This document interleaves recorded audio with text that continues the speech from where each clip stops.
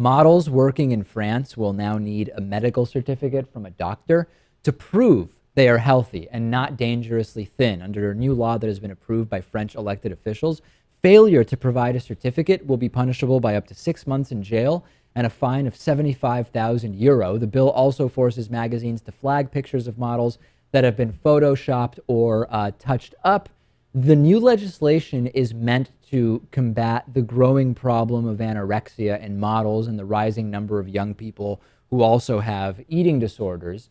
The question is, first of all, there's one really big problem, which is it's all based on BMI, body mass index.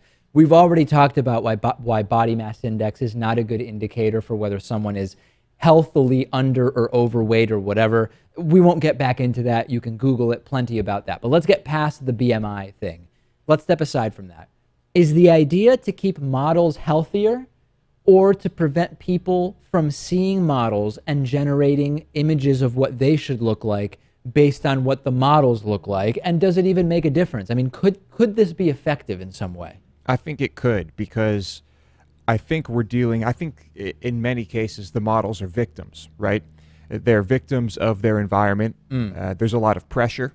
They're competing with peers to, be the ones on the covers of magazines or what have you, whatever. Interesting. And so I think they are victims. So you're saying you not only do you remove the incentive for them to do all of this unhealthy dieting, you actually make it so that there's no advantage because they're just not going to be allowed to shoot if they diet down to an unhealthy level. Well, I mean, the incentives are still going to be there, though. That's the thing.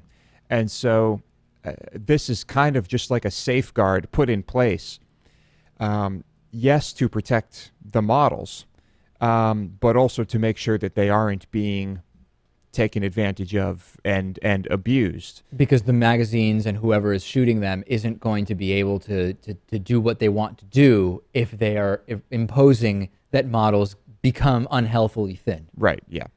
Will plus-size models also be kept accountable for not glorifying overweight situations? I got that question from two people saying, hey, if you're going to say we can't have unhealthily thin representations of human bodies in magazines, we also shouldn't have unhealthily overweight representations of human bodies in magazines. That is opening up a can of worms that I don't think you're going to get too far with. I mean, I just don't think that that's going to happen.